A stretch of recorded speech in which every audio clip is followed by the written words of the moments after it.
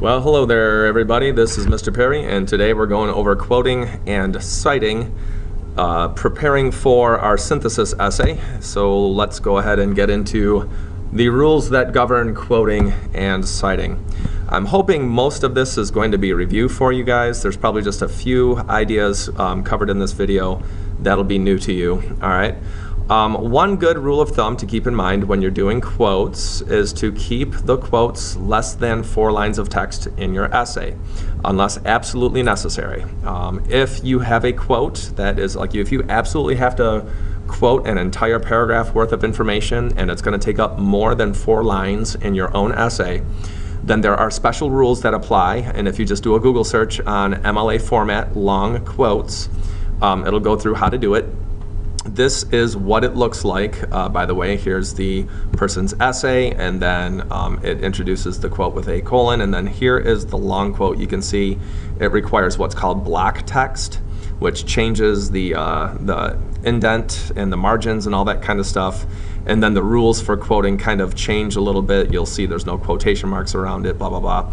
Like I say, in general, if you want to avoid having to follow all of these fancy rules or crazy rules, just keep your quotes less than 4 lines of text. Now, the next important thing to know is the difference between what are called partial quotes versus full sentence quotes, all right? So partial quotes are the easiest type of quotes to use, and if you use more partial quotes, typically that leads to a higher score on the essay, whereas essays that rely on full sentence quotes tend to, not always, but they tend to score lower. In an ideal situation, you want to try to do both partial and full sentence quotes. But especially on the AP exam, when you're doing the AP exam, when you come to that rhetorical analysis essay or the synthesis essay and you have to quote material, it's good to try to rely more on partial quotes because that's typically going to bump your score. Partial quotes do not need to be introduced with a comma, and they don't have to begin with a capital letter because it's only a portion of the complete sentence. So here's an example. Susan Sontag asserts that people tend to take photos, quote, to appropriate the thing photographed, end quote, and then here's my citation. So in this example, the partial quote right here flows nicely with the syntax of the sentence that I have, all right? And that's kind of the key to doing a partial quote is your sentence has to lead kind of naturally into the words that you are quoting, okay?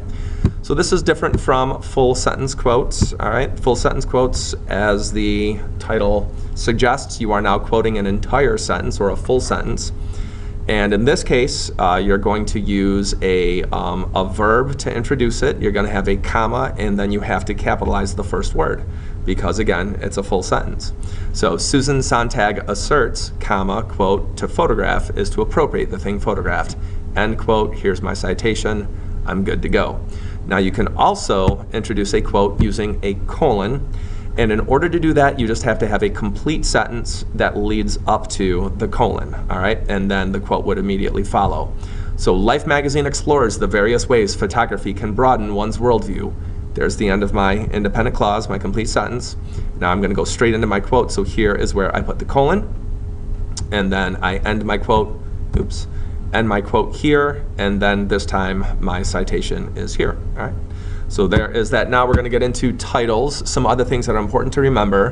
When you start quoting and citing things, you very often have to identify the title of where these quotes came from.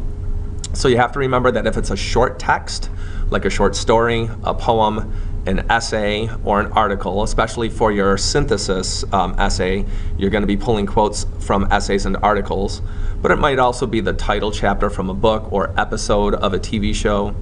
All of those things go in quotation marks. So here's an article title, The Stranger in the Photo Is Me by Donald M. Murray. This is an article that originally appeared in the Boston Globe. Speaking of the Boston Globe, if it's a long text, if it's a book, the name of a newspaper, magazine, title of a movie, title of a TV show, I always say if you can buy a ticket to go see it, or if you can buy a copy of it at the store, then it's going to go in italics. So Candide by Voltaire or Shakespeare's Macbeth, these are both major texts, and they are italicized. Now, when you're taking the AP exam, And let's just say hypothetically that you mentioned the title of a book or the title of a movie or something like that. You can't really italicize your handwriting very well, so you would use underlining. But if you're typing it up, we're usually typing up our essays, we're going to use italics.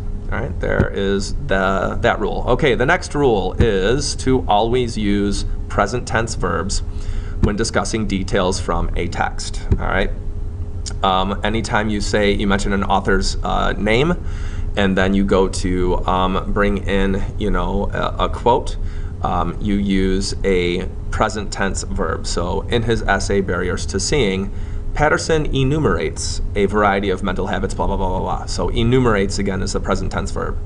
Or when discussing the influence of photography on a person's perception of reality, Susan Sontag argues, and then quote. So again, you're always going to use present tense verbs, no matter how long ago the text might have been written.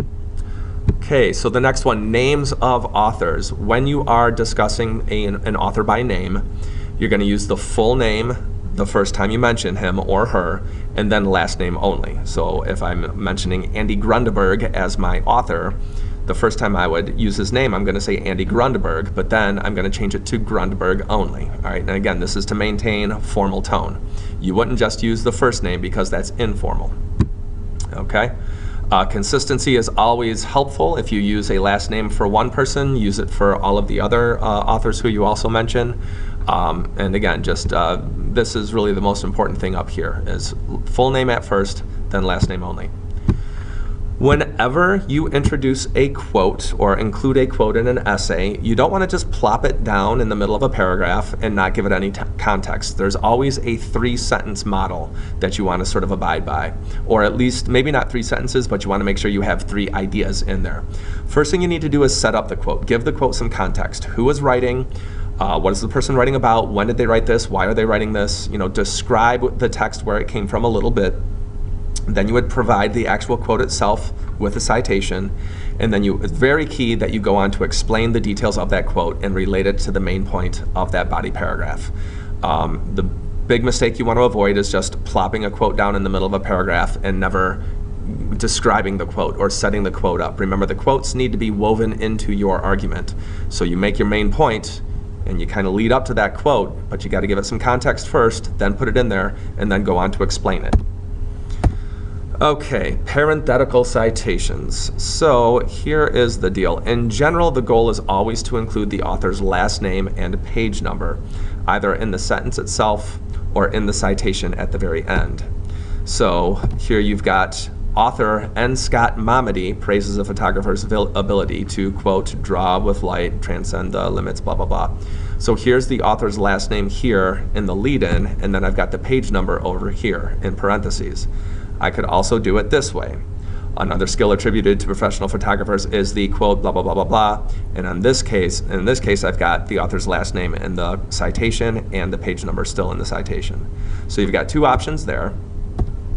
If there's no author identified, then you're going to use the article title instead. And you can shorten the article title. If it's a really long article title, you can shorten it to just the first 2 words. And of course, don't forget to put the article title in quotation marks. So Life magazine's, quote, "The Power of Pictures" observes, so this is an article that had no author listed.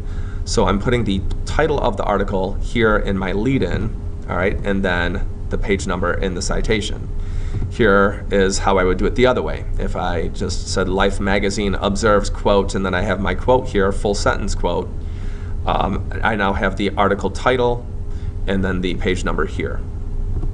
A few other quick things, just pay attention to punctuation, all right? Notice that there is no comma at the end of your quote. Notice that there's no comma inside the citations, all right? Some people would do Mamady, comma, 30, but again, there's nothing here. And notice that the period goes outside the parentheses on your citations, all right? So it's important to remember where to put the commas, where not to put the commas, and all that stuff. And then a quick word of caution. You never want to use a quote as a topic sentence in a body paragraph. Remember that quotes always come in the middle of a body paragraph. I should see a transition in your topic sentence. You would elaborate on your topic sentence. Then you would get into your, quote setup, include the quote, explain the quote. You might set up another quote and, provide more evidence and then get to your concluding sentence. But this quote should never be the very first sentence in a paragraph. Remember that the quotes, these qualify as your details and your evidence, so they shouldn't be listed as the topic sentence. They're always going to be inside those body paragraphs. And then on the back side of your notes sheet, you're going to see a big list of abbreviations. They are called endnote or footnote abbreviations. You might encounter them on the AP Lang exam. It's not a guarantee, but they have been included in questions before. So it's a good thing to look those up and to understand what they mean and how they operate if you see them in a citation. All right, that's it. Hopefully this helps. I'll see you in class.